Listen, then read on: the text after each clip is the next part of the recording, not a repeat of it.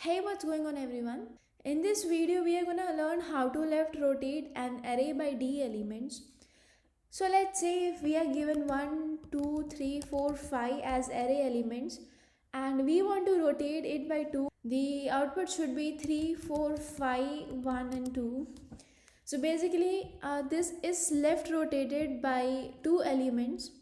So similarly it could be any element we want to left rotate it by and we have to give the output. So let's see how to do that. Here you can see we have a sample array and these are the array indices and we are given that we have to left rotate it by 3. It means that d is equal to 3. Now we will use the reverse an array algorithm here. Like we will reverse it from 0 to d minus 1, d to n minus 1, and then the resultant array will be reversed entirely from 0 to n minus 1 actually. So let's see how that will happen. Here you can see d is equal to 3. So first of all we will reverse it from 0 to d minus 1. If our d was 4, we would have reversed it from 0 to 3. So here basically we will reverse it from 0 to 2 indices. This is how it will look like once we reverse it. Now we will reverse it from d to n minus 1, which is this. You see that 1, 3, 9 is reversed and now 4, 5, 13, 14 is reversed to 14, 13, 5 and 4. So after reversing it from there, we will reverse our entire array from 0 to n minus 1 and that will give us something like this. Now here you can see that this is our main array and this is our final output which we will be getting, and here you can see that 4, which is at third position, is at the first position here. So basically this array is rotated by 3 as a result. So this is how we will solve our problem. So let's get started. Here we will write two functions actually. First one will be void reverse array and it will take in the arguments of array int low, which will be the value from which we want to start reversing, and int high, and high is the last element up to which we want to reverse our arrays. So this is one function and we will write L rotate function left rotate by d elements, which will take in the arguments of array int d and int n. D is the number of times number of places by which we want to rotate it, and n is the size of the array.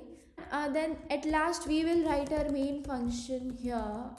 Now for reversing an array we have a very simple logic. We will run a while loop while low is less than high. We will swap the values of array of low with array of high, and low will be incremented by 1 position and high will be decremented by 1. This is a very simple logic actually. You can have a look at how it works. Now we will write a left rotate function. So what are we doing here? We will reverse array from 0 to d minus 1 and we will pass in the array that we got from our function. Now once that is done, we will reverse our array from d to n minus 1 and we will again pass in the array that we got. After doing this, we will again reverse our array from 0 to n minus 1, and let's write our main function in which we will require n array, let's say 100 elements, and we will require d the positions by which we want to rotate our array. Let us take the value of n first of all. Now we will take in the value of array elements. Int I is equal to 0, I is less than n, I plus plus. C in array of I, and we'll see in d the places by which we want to rotate our array. Now we will finally pass our array d and n to our left rotate function L rotate, and we will pass in array d and n. Now that our array will be rotated, it will be RO. Now that our array will be rotated, we will print our array.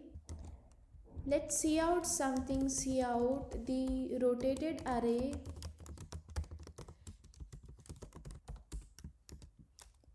And I will just change it to see out here.